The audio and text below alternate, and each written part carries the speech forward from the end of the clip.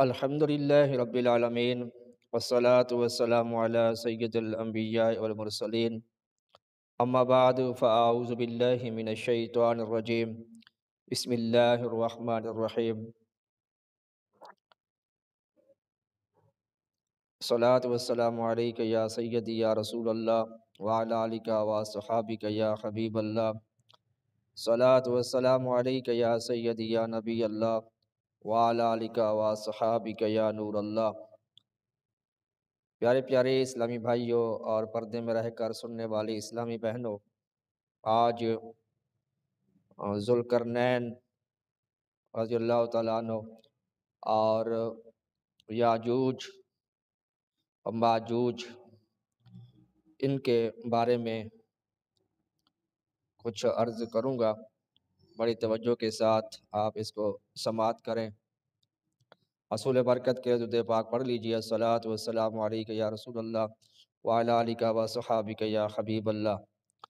ذوالقرنین کا نام سکندر ہے۔ یہ حضرت خضر علیہ السلام کے خالہ زاد بھائی ہے۔ حضرت خضر علیہ السلام ان کے وزیر اور جنگلوں میں علمبردار رہے ہیں۔ یہ حضرت سام بن نوح علیہ السلام کی اولاد میں سے ہے اور یہ ایک بڑھیا کے اکلوتے فرزند ہیں۔ حضرت ابراہیم خلیل اللہ علیہ نبینا علیہ السلام کے دست حق پرست پر اسلام قبول کر کے مدت ان کی صحبت میں رہے، اور حضرت ابراہیم خلیل اللہ علیہ نبینا علیہ السلام نے ان کو کچھ وصیتیں بھی فرمائی تھی۔ صحیح قول یہی ہے کہ یہ نبی نہیں ہے، ذوالقرنین جو ہے یہ نبی نہیں ہے بلکہ ایک بندہ صالح ہے جو ولایت کے شرف سے سرفراز ہے۔ اب انہیں ذوالقرنین کیوں کہا جاتا ہے؟ حضور نبی کریم صلی اللہ تعالیٰ علیہ وآلہ وسلم نے ارشاد فرمایا، یہ ذوالقرنین یعنی دو سینگوں والے ذوالقرنین کے لقب سے اس لیے مشہور ہوئے کہ انہوں نے دنیا کے دو سینگوں یعنی دونوں کناروں کا چکر لگایا تھا، اور بعض کا قول یہ ہے کہ ان کے دور میں لوگوں کے دو قرن ختم ہو گئے اور ایک قرن 100 برس کا ہوتا ہے، اور بعض کہتے ہیں کہ ان کے دو گیسو تھے اس لیے انہیں ذوالقرنین کہتے ہیں، اور یہ بھی قول ہے کہ ان کے تاج پر دو سینگ بنے ہوئے تھے، اور بعض اس کے بھی قول ہے کہ خود ان کے سر پر دونوں طرف جو تھا وہ ابھار تھا جو سینگ کی طرح نظر آتا تھا، اور اس کے علاوہ ان کے والدین ان کے شریف زادے تھے، شریف تھے، لہٰذا اس وجہ سے بھی ان کو ذوالقرنین جو ہے وہ کہا جاتا ہے۔ اور اللہ تعالیٰ نے روئے زمین کی بادشاہی جو ہے انہیں عطا فرمائی تھی۔ دنیا میں کل 4 بادشاہ ایسے ہوئے ہیں کہ جن کو پوری زمین کی پوری بادشاہی دی گئی۔ ان میں 2 مومنین ہیں اور 2 کافر ہیں۔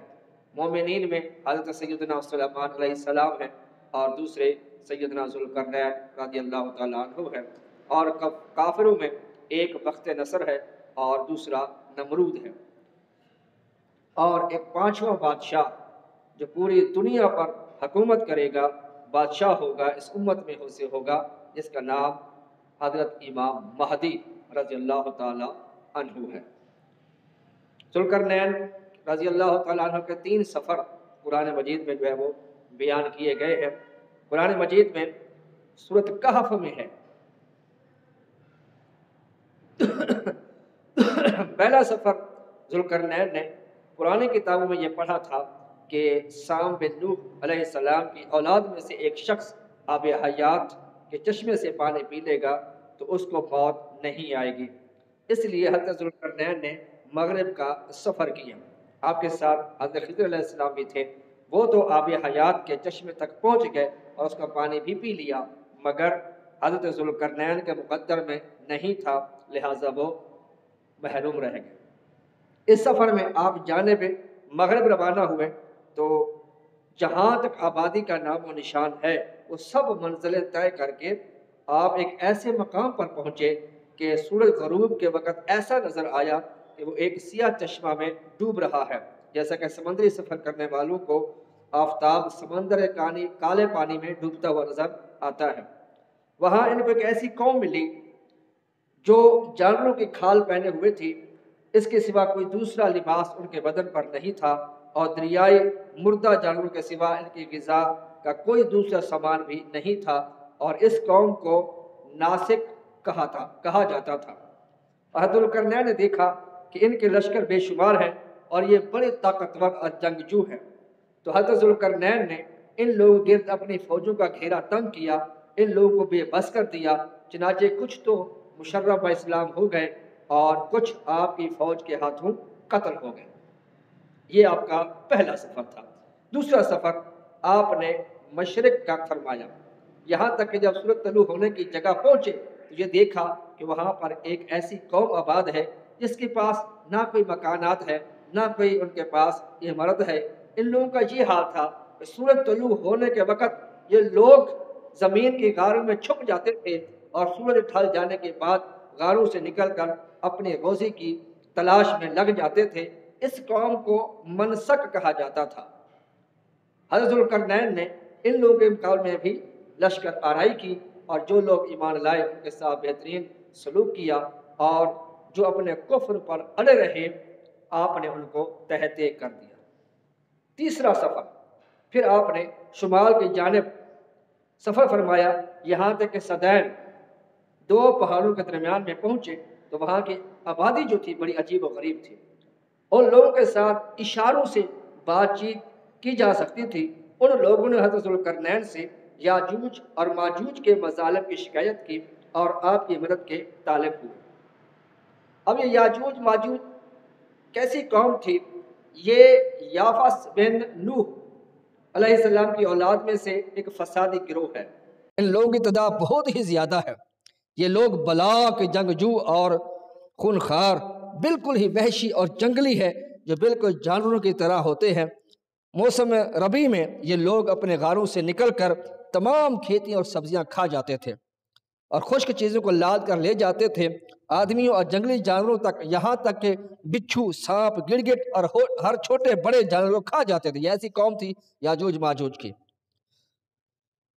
ذوالقرنین سے لوگوں نے کہا کہ آپ ہمیں یاجوج اور ماجوج کے شر اور ان کی ایذا رسانیوں سے بچائیے، اور ان لوگوں نے اس کے عوض میں مال و دولت بھی پیش کیا، مگر سیدنا ذوالقرنین رضی اللہ تعالیٰ نے فرمایا مجھے تمہارے مال کی ضرورت نہیں ہے، اللہ تعالیٰ مجھے سب کچھ عطا فرمایا ہے، بس تم لوگ جسمانی محنت سے میری مدد کرو۔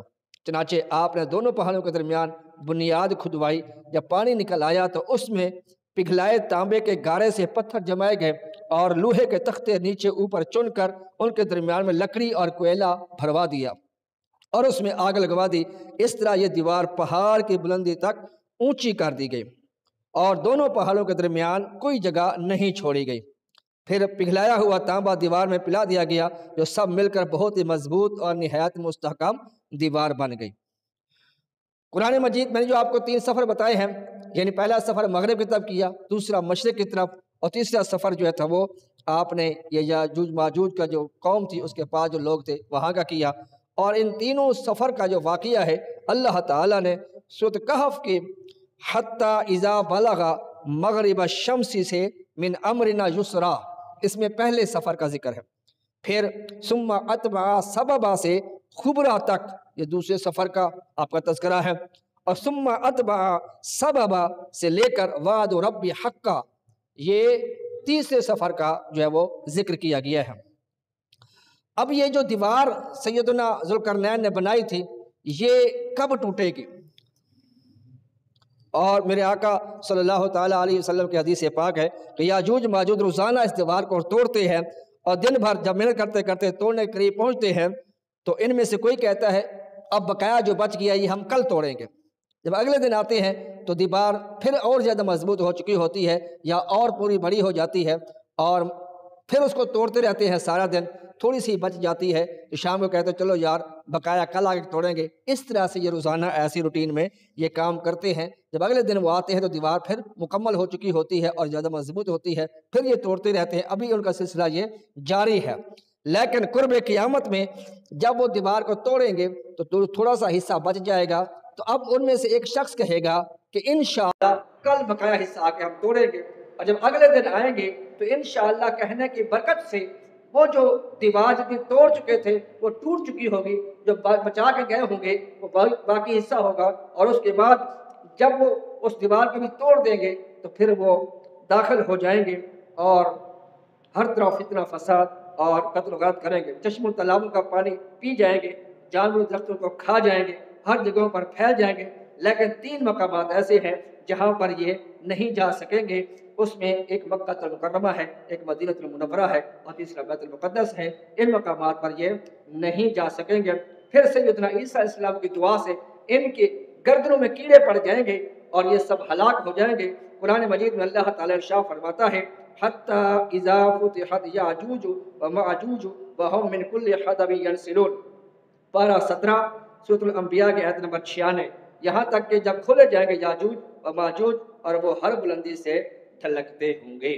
یہ تھا ذکر یاجوج ماجوج کا اور سیدنا ذوالقرنین رضی اللہ تعالیٰ عنہ کا۔